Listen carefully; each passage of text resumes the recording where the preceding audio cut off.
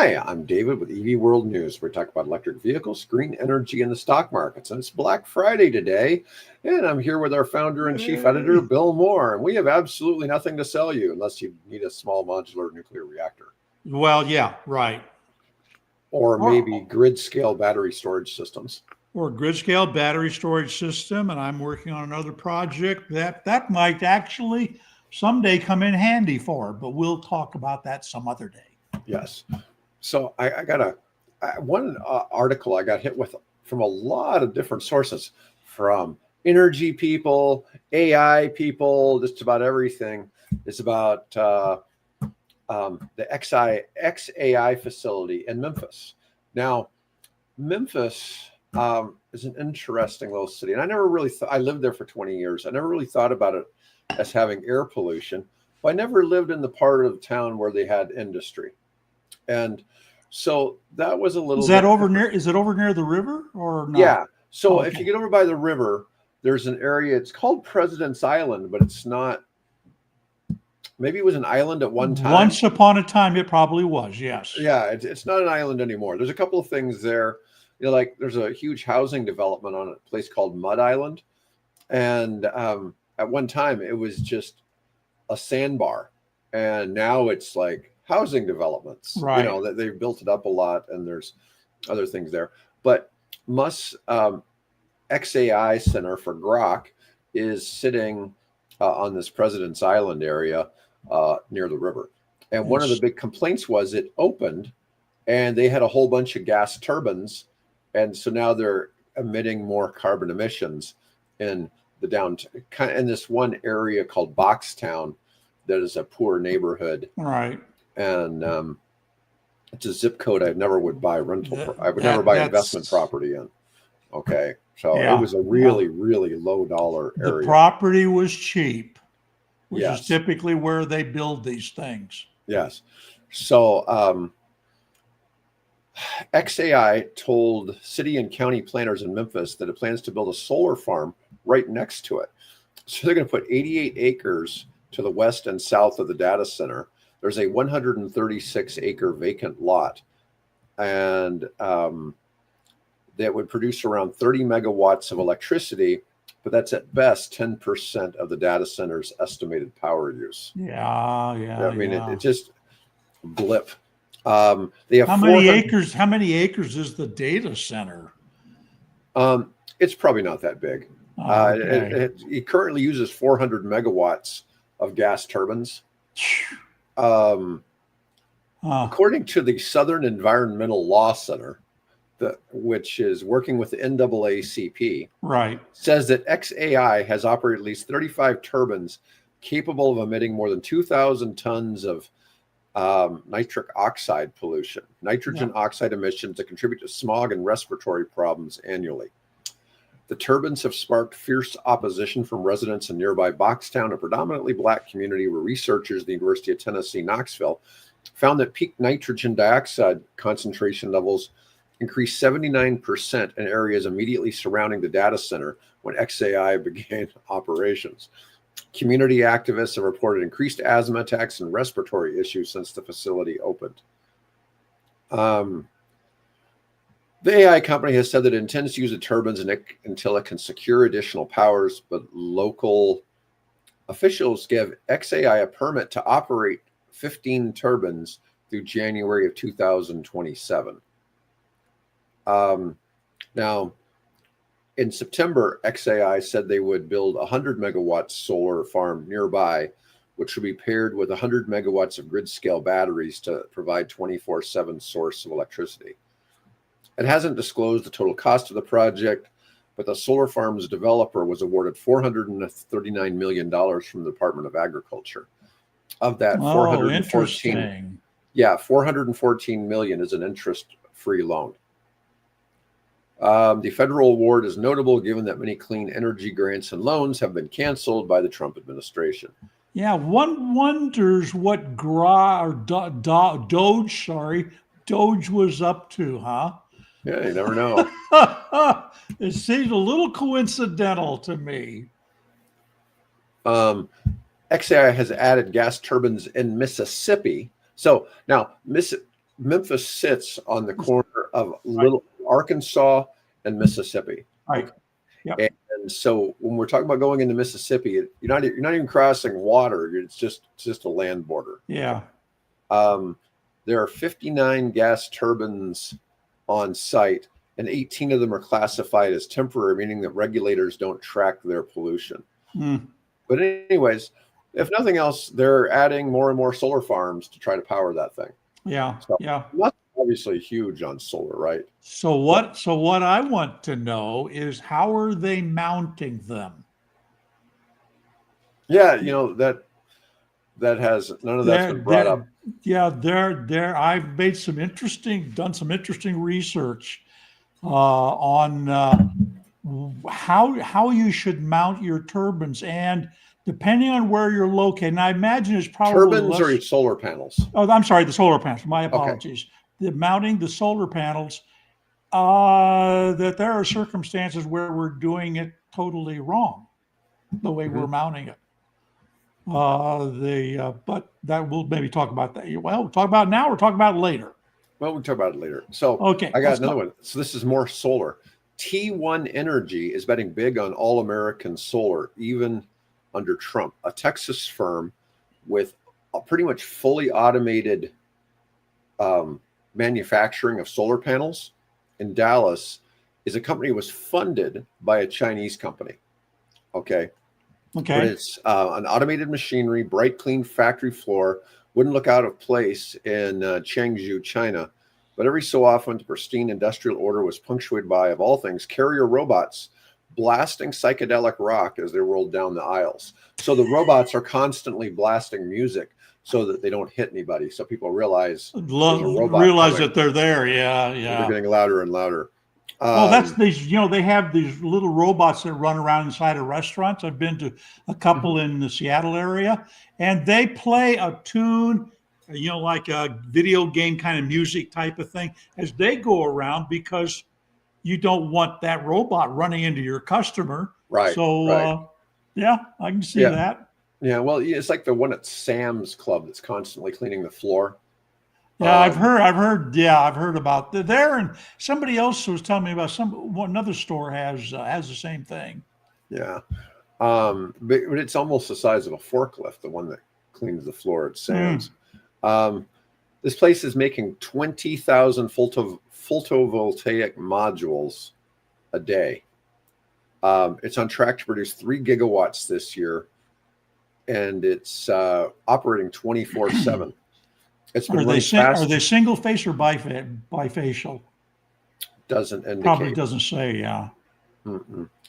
But there's a group called American Clean Energy that's part of this T1 manufacturing. Let's see. There was some interesting things that I saw because I looked at it. There's a company called Next Power that is part of this. So Next Power had visited T1 shortly before this. Hold on, give me a second. I'm trying to see. Maybe they're the main buyer, but much of the equipment of this facility has boxes that say Trina Solar, Trina Solar, which is a Chinese company, which is one of the biggest solar manufacturers in the world. Yeah. But originally they got boxes, and so they're still shipping stuff in the Trina boxes because they have apparently a boatload of boxes. Okay. Yeah, and they're saying they're not just going to destroy all of the boxes. Anyway. Well, no, that wouldn't make sense. You know why? Just use them up. Yeah. So, but this is interesting because they've got considerable manufacturing capability. There's no shortage of solar, obviously, going in Texas. So they're making a significant play. I mean, they may be even by this time even larger than California. Yes, I'm pretty sure they have passed that up. But they're trying to make all kinds of parts of the supply chain be done right in the United States. So that's good to see that. I just always wonder now with automation, it's probably competitive, right? But it's always been one of the challenges in that are workers cheap enough in the United States to be able to make something in the U.S. and keep it economical. That's becoming, from what I'm reading, that's becoming less and less of an issue because the Chinese have automated so much of their production. So it's not so much what are you paying the wages is what's the cost of the capital to, put in the robots. Because all Right. that costs you then is just the electricity. Yeah, I get that. I get that. Um, let's see here. Until So, they start demanding healthcare insurance. so I had this interesting conversation with my son yesterday. My kids Right. were over. It's Thanksgiving, and we're talking about the fact that here in Omaha, well, in Sarpy County, if you head over towards Costco in La Vista, along Giles, there's this big field where they were going to put. Well, they have some soccer fields near there, but it's just full of wild turkeys. There's like 50, 60 of these big birds live in Oh that field. yeah, yeah. I We've got. mean, I saw the couple photographs on next door where one of them had the turkey looking in the storm, glass front door, and another one where the person had looked like at least a half dozen turkeys, walking across their yard. yeah. So, anyways, my son and I were discussing. It's like I think I could catch one of those turkeys. So we're doing a little research because Oh they never yeah. really seem very fast, right? So I'm talking to my AI, and my AI is getting concerned about me a little bit. Why I want to kill a turkey, but like I'm being mean to animals. But we're just sort of debating the physics of being able to run down one. And it's funny because my AI is saying, well, while you are a high level competitive tennis player and a good athlete, a wild turkey can actually run 20 to 25 miles per hour Oh, and does have and talons and a beak. and And fly. well, and it can fly 55 miles per hour too. Oh They don't yeah. fly very well, but they can fly a little bit. I've never, I don't think I've ever seen one fly above the treetops. You know what No, I mean? they generally, no, they're not like ducks or geese or anything like that. They generally stay pretty low to the ground.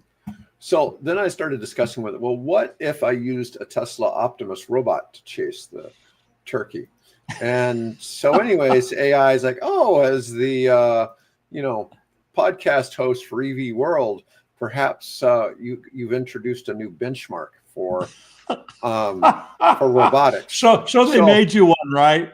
yeah. So, anyways, so what the idea here is, um, the idea is, can we have Optimus, the Tesla Optimus, catch a wild turkey? A wild turkey. Okay. Yes. And so then we start talking about, well, what about should it just be restricted to Tesla? Should we also bring in Boston Dynamics? Oh, well, let's bring in Okay. Xpeng too while we're at it. Yeah. And anyways, so we started getting kind of creative with this.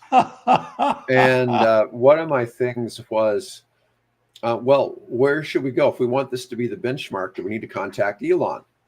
And it was trying to give me some ideas. Hey, hold on a second. I got two buddies who are, in business with Mario Nafal, who is the most retweeted person by Elon himself.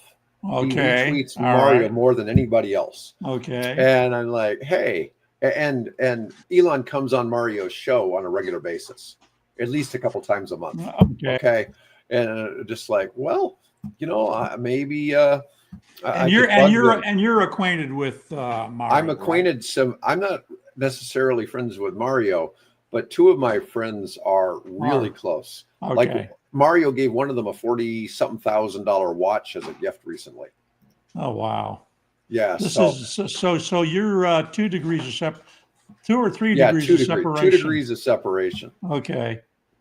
Well, Yeah. from Elon, then you would be what, 3 degrees of separation? Yeah, something like that. Something like that. Yeah. Yeah, it's yeah. But anyways, we were like, what could we do? Because I mean, it's an interesting piece to think about. It's like, could Optimus actually catch the turkey? You're having too much fun with AI. I can tell that. Yeah, yeah. So I mean, the turkey can run pretty fast, I mean, running so fast, its feathers got on the wrong side of its body. For Yeah, starters. exactly. Yeah. Yeah, and it doesn't look too. And when they run, they actually pull the feathers, the tail feathers in. Well, Spark felt that Optimus wouldn't be very afraid of the turkeys fighting back. Okay, so Right. that was one real plus too, was that maybe Optimus could actually get a hold of the turkey. So we're thinking that this could be an annual benchmark for robotics, is the ability, they're always talking about these scale, like the hardest human test or whatever for AI and all these things that people can generally only get like out of 100 questions, maybe one or two, but AI can get 70 of them, and like Gemini 3 can now get like 75 of them or something like that out of the 100 questions, so it's been kind of funny to see some of these ideas. And so anyways, we felt, this is my feeling as I came across this, and my AI was pretty adamant that I'm not going to physically be able to run down a turkey.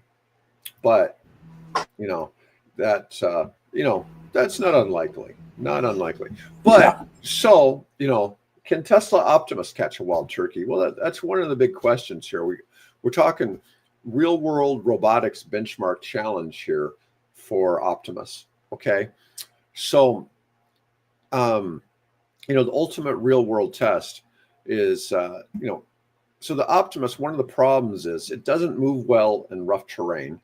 It only really goes about walking speed so far. So there has to be a fair amount of boosting, because the turkey can run 20 to 25 miles per hour with short bursts of flying up to 55 miles per hour. But Optimus will be relentless in its pursuit. Okay. Now, the AI felt that Optimus could chase it forever, but that's not true, because Optimus has to be recharged, right? So there was challenges. We also looked at the idea of maybe a Boston Dynamics, quadruped could chase it, but so there's certain challenges to this. But it would be basically, it requires dynamic object tracking, be able to track this moving target. Have to make real-time decision making, because the turkey is going to be changing directions all the time, right? Which might allow Optimus to catch up a little bit if it can react quick enough, right? What does it do when the target goes airborne? I mean, there are all these challenges. And then, of course, you've got terrain. You've got grass, hills, rocks, obstacles. You just never know. Hell, the turkey could go running out into traffic for all we know. And then grip control. Can the Optimus secure a 15 to 20 pound thrashing bird? So anyways, here we have Optimus with turkey feathers, and we have the turkey with robot hands. Okay, so anyways, it could be, there could be something to this. I think this would really increase awareness for robotics, especially around Thanksgiving. And it would give some real practical utility to the robots, and think about the agricultural applications, livestock management, wildlife control, farm automation, right? And then of course competitive positioning, a public benchmark versus competitors. Our robot can catch a wild turkey. What can yours do? Okay, so I mean. Well, yeah. You know what they're doing in China? They're actually having foot races of robots competing.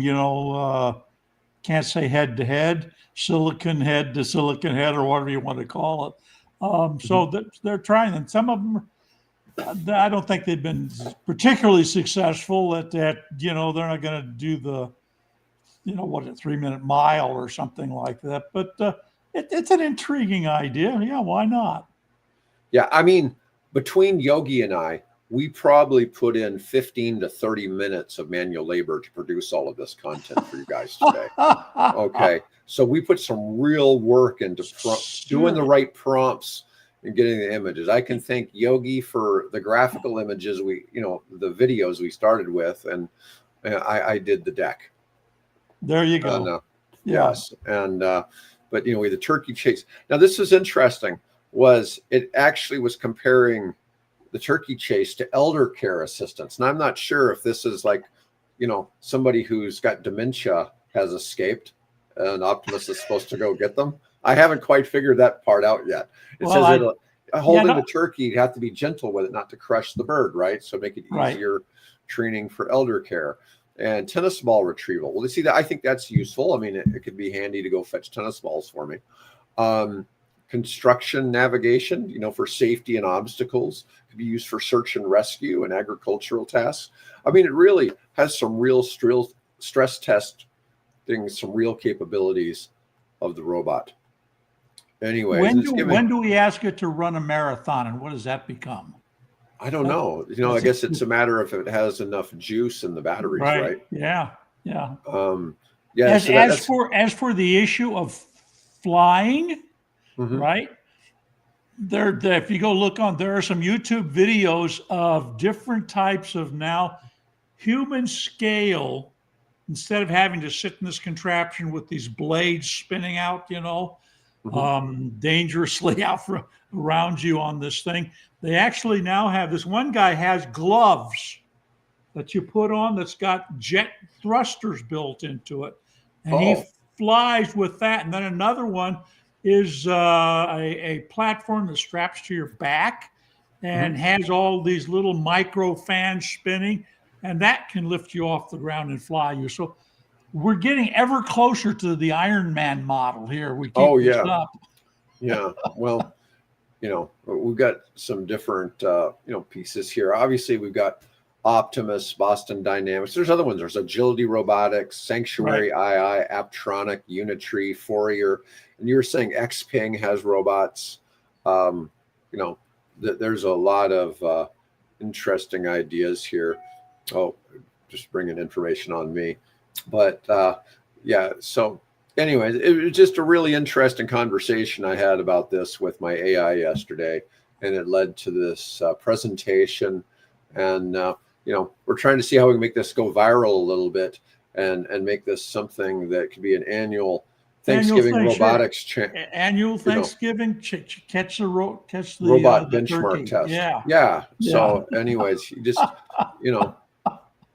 Yeah. How much eggnog did you have yesterday? Not enough. It was pretty funny. My AI at first, when I started the questioning, it was getting concerned why I wanted to harm wild turkeys. Yeah, and it's like my AI is not hunting friendly, and I told it I wanted a quick and easy snack.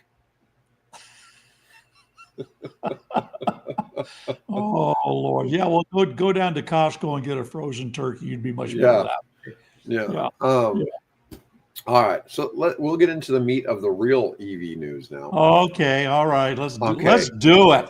The United Kingdom announces a controversial pay-per-mile EV tax starting in 2028. Now, this isn't the worst thing I've seen.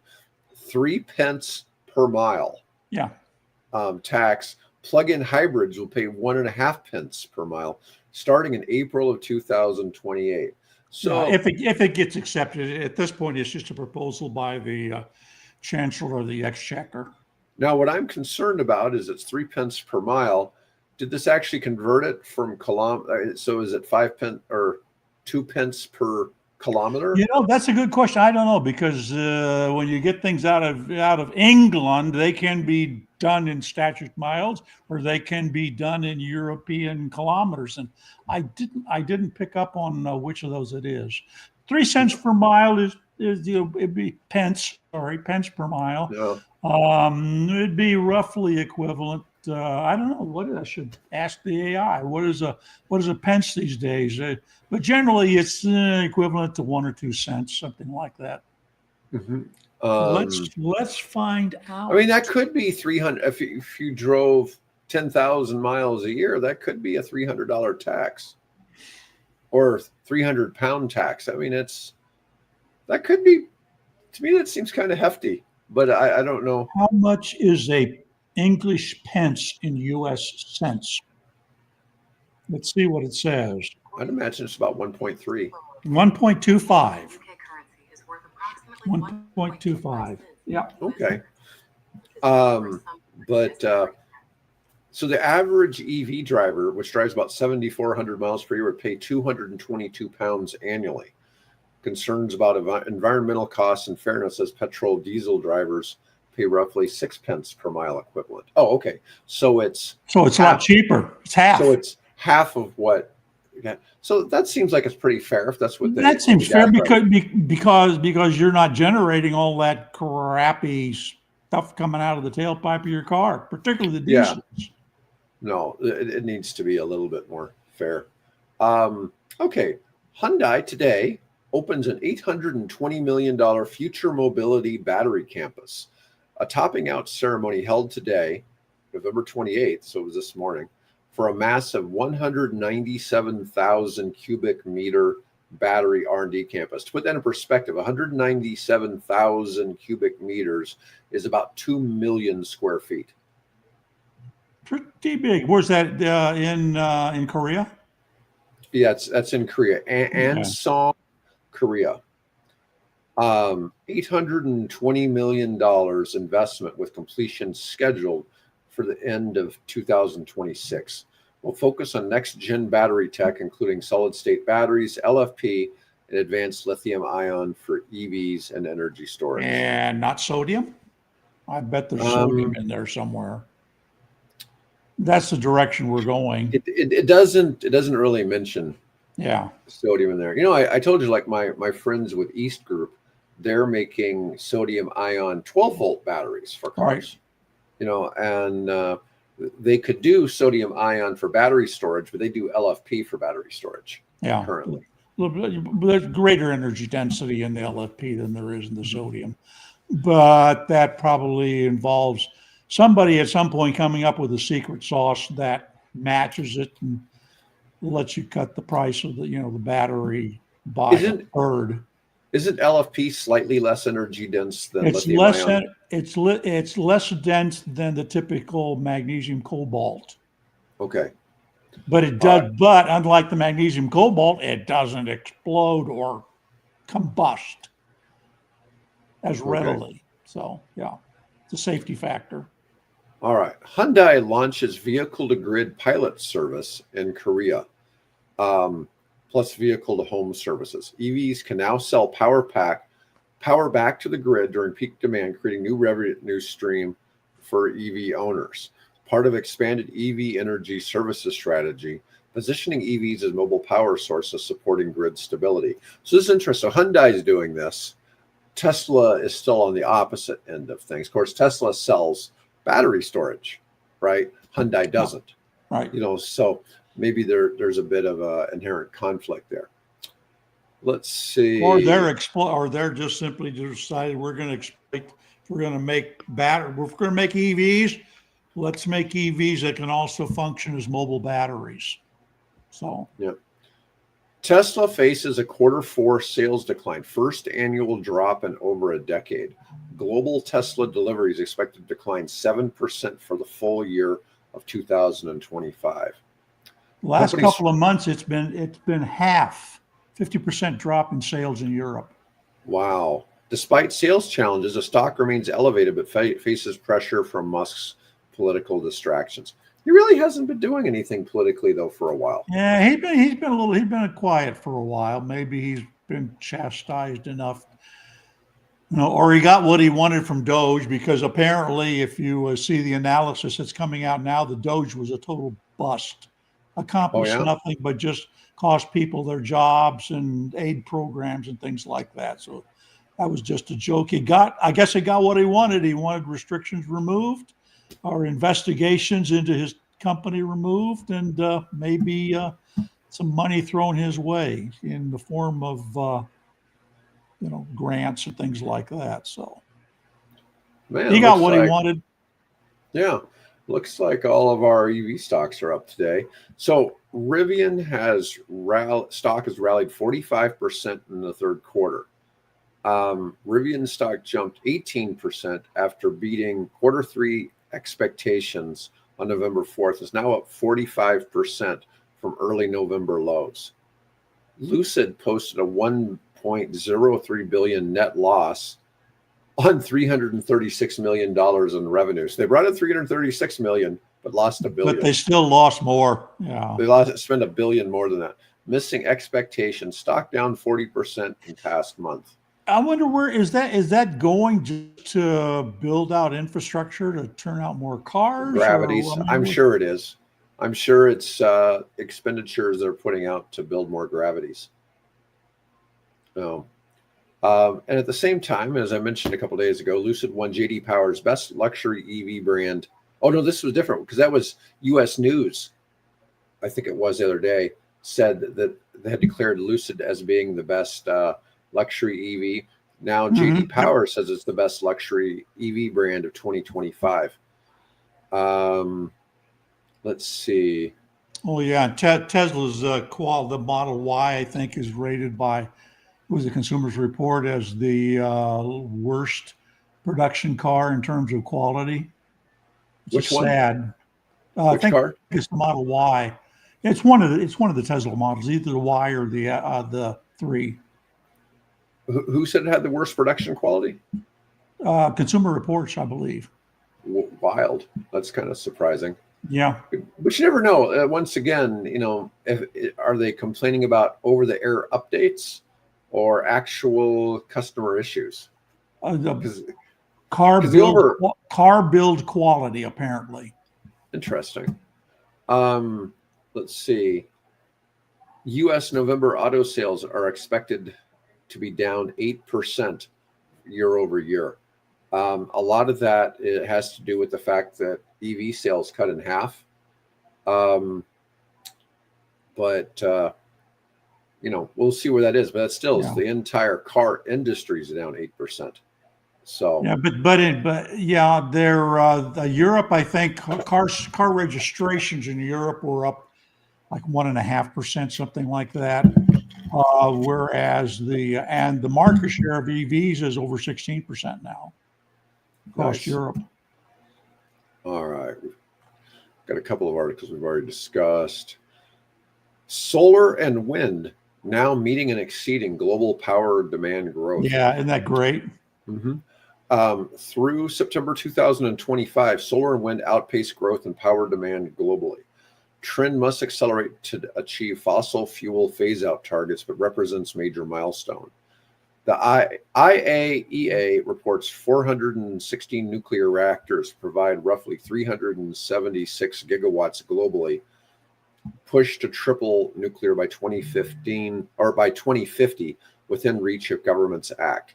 I think that's going to happen. I see so much interest in nuclear, but most of that, isn't going to be in place for another 6 to 10 years. When you really start seeing it roll out. Yeah, let me mention too that you mentioned earlier about the wind. I guess we were talking about off camera about how strong the wind was, and it was really blowing up a storm for more than 24 hours. It turns out, I said, well, God, I wonder how much of that is being turned into energy. We're on what's called the Southwest Power Grid. And the Southwest Power Grid, for that window, when that wind was blowing up a storm, wind was doing 61 plus, I think it was 61.5 or something like that, of our electrical power on our grid was being generated by that wind blowing out there. That cut down on coal usage, that's for sure, and LNG usage. Yeah. It's kind of cool to see all of that. All right. Germany now has 720 gigawatts of battery storage applications pending. They're flooding the grid connection queue. 78 gigawatts approved for connections, with another 720 with applications.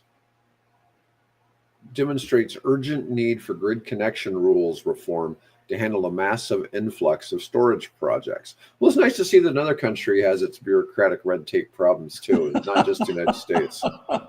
Well, yeah, you kind of want to have that oversight happen, but anyway, yeah, they're headed in the right direction. They're using less coal and more renewable, so good for them.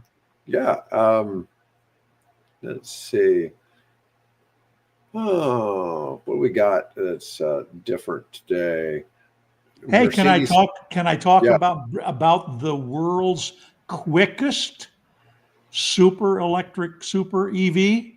sure. Probably never heard of this thing. It's called, I don't know how you pronounce it, A Spark or Aspark Owl. Hmm. Ever heard of it? Yep, yep. We talked about it 2 years ago. Oh, well, boy, you got great memory. Anyway, it has an incredible acceleration speed. Now, normally we measure these things. What does it do in 0 to 60, right? How Hmm. fast is it in 0 to 60? Like a Tesla Plaid is somewhere, what, around less than 3 seconds, something like that. This car will hit 185 miles per gallon or miles per hour in 10 seconds. 108, I think it's 180, something like 185, 186 miles per hour in 10 seconds. Yeah, Anyway, it's crazy to imagine that kind of speed. If nothing else, at least it looks cool. yeah, Let's it's see. yeah, you got a picture of it? Yeah, Yep. yeah. I Yep. mean, it is nice looking. These pictures are from about a year ago Yeah. because we did a video on the Spark. Like I said, it's been probably 2 years when they were developing this. Um, but wow, is it ever a pretty car? But it's something like 2.5 million. Yeah, it's not for the budget It's conscious. not for the budget conscious. Yeah, exactly. Yeah. Um, Set two world records. Eighth of a mile. Did an eighth of a mile at an average speed of 192. Stormed through the quarter mile at 198. Yeah. Um, it's Top speed is theoretically 256, I think. yeah, 258. Oh no, I'm 258. sorry. The Rimac is 258. This one might be 256. The Rimac is still the world's quickest electric production car over the quarter mile with a time of 8.58 seconds. It's also the record holder for the highest top speed achieved by electric car at 258. Um, let's see. They claim it's the fastest accelerating car in the world. The Aspire is. The Aspire Owl is. Or it's got 1,985 horsepower. It's almost twice the power of a Formula One car. It did 0 to 60 in 1.72. That's fat. That is more, I think, than the. We always talk about warbirds. Isn't that more than the Merlin Packard Mustang Yeah, probably. in terms of horsepower? I mean, the Mustang will do well 400, but um, that's still pretty dang good. yeah, Yeah. I know that late stage P47s had a 2,800 horsepower Yeah, radial engine, yeah, dual and Pratt and Whitney. yeah, and so did the F6F. Yeah. Right. Um, let's see, but here's the same car in yellow. So we've got Yeah. some choices. We've seen that light blue, we've seen gray, and now we've got yellow. So if you're willing to pony up the $2.5 million or $3.5 million, my bad, Oh, three and a okay. half He's a three and million a half bucks. million. Okay. I know it was well beyond my bank account. Yeah. There are any more images? Yeah, I mean it's obviously sharp looking, look good in anybody's garage. Yeah. Yeah, yeah. It's it's quite fuel efficient being an EV and no emissions. You know, um, I wonder how but easy it is to get in and out of. I was thinking about that. So I like the idea of not having the roof on there. I know that would make it a little simpler Yeah. because you're practically sitting on the floor. So that one's always a cool thing to talk about. Seeing what we get for And fast cars. and at the other end of the spectrum, we Mhm. have a product called a Sur-Ron, SUR-RON, Mhm. which apparently all the kids, the younger generation, are asking, hey, mom and dad, can I have a Suron? Well, what the heck is a Suron? A Suron is an electric e-bike without pedals. And it'll do upwards of, depending on the model, will do upwards of 50 plus miles per hour. Okay. The big problem is that they are not legal. Yeah. You can't drive them on the road. You can't drive them on the sidewalk. You can only drive them on your own private property. So I guess if you got a farm and you're into off-roading, dirt biking, well, that'd be fine. But you just be, if your kids are, Christmas is coming up, right? And if the kids are, hey, other kids at school, I see them riding electric bikes and kick scooters. I want one of those. And I see that here in our neighborhood. If you want, make sure that you find out if and where what they're asking for is legal, because you may send your personal home insurance through the roof or however you insurance. And of course, you will deal with the kid if, being stopped by a local constabulary to, take possession of it. So anyway, just as a word of advice, be careful of what you buy your kids to make sure that it's legal in your community to use.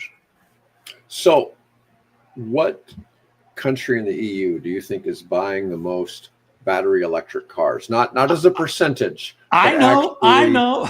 But the actual total. We should ask, hey, readers, comment below, and who do you think buys the most electric cars? Buys the most electric cars. Yeah. Now, as market share, it's Denmark. Oh yeah. Oh, way ahead of everybody. Yeah.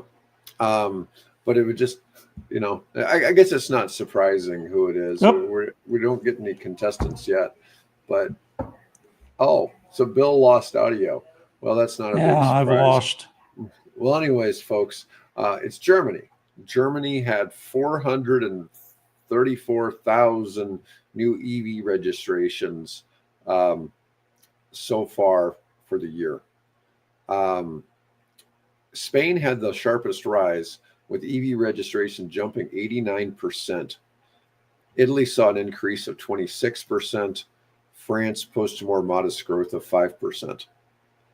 New EV registration surged in Poland 124%, although the total of newly registered EVs, 30,600, meant battery electric cars still represented only 6.4% of its overall market. Anyways, that's okay. All right, Bill, do you hear me now? Give me a minute. Oh. Okay, how's that? No, you're good. You're good. Just did it again and just said, I'm going to stop working. That's so random. And I don't know if it's a StreamYard problem. I mean, you simply exit the studio and come back, and it works. Yeah, I want to exit the studio and come back. Here I am. So sorry, everybody. I think that's a StreamYard issue. I just can't imagine that your system would be doing that. So I really don't know what could, because that doesn't make any sense otherwise, right? Yeah, I know. Who knows? Anyways, that was all I had today for our Black Friday edition. Before we go, can I mention coming back to solar briefly? Sure. Okay. I've been doing some research I came across a video that totally blew me away. I said, what? That doesn't make sense. Everybody, it seems, that puts in solars always does this, right? You mount it at an angle to get the maximum solar from whatever your latitude happens to be. It turns out, though, that if you do this and you do this, you actually, in fact, can generate a more, what's the word I'm looking for? A more steady amount of power longer through the day. Mm-hmm. So I've been looking at that. There are now, it won't work at all latitudes and all climates. This works best if you're in a more northerly latitude and you're subject to snow. Mhm. And if these panels are what we would call bifacial, because they're now coming more and more, those becoming in production, you got solar on this side and solar also on this side. So you're actually picking up solar from not only directly from the sun, but from basically ambient and reflected light this way than you do this way. Particularly the more modern, the older panels have a white backing behind them.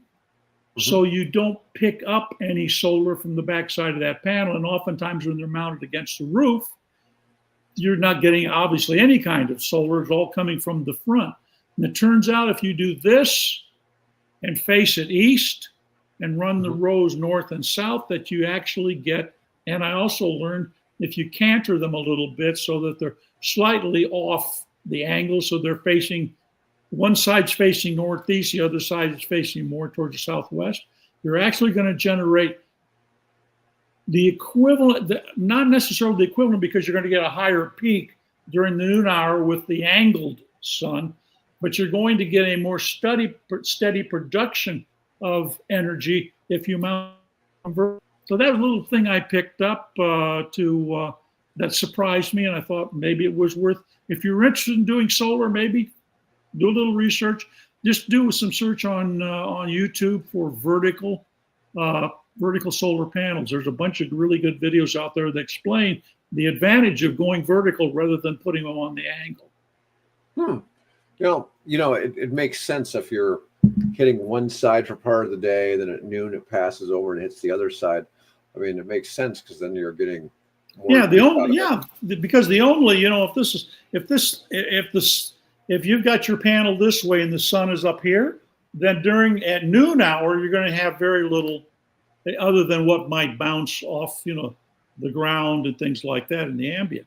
But as the sun, because it moves in this arc and gets lower in the west and comes up in the southeast, particularly in the winter, this is really good for winter times power production, which is really interesting because now the sun is at that angle, it's setting, and so you're getting the shoulder period of that parabola that you typically see with solar. You're getting a wider spectrum, and actually the power production is a steadier curve than this steep, I think the word's parabola, right? This curve, bell curve that is typical of solar. So I found that interesting, and I'm working on an application for that. So we'll talk about that. We'll talk about that later. All right. Anyways, folks, want to thank everybody for chiming in here on Black Friday. Hopefully you find some deals for shopping for Christmas or whatever. Oh my God! Did you see what they're selling MacBook Airs for? No. 25% off. Oh, that's a nice deal. Yeah, that's a nice deal. Anyways, folks, have a great day, and we'll be back on Tuesday. Thanks so much.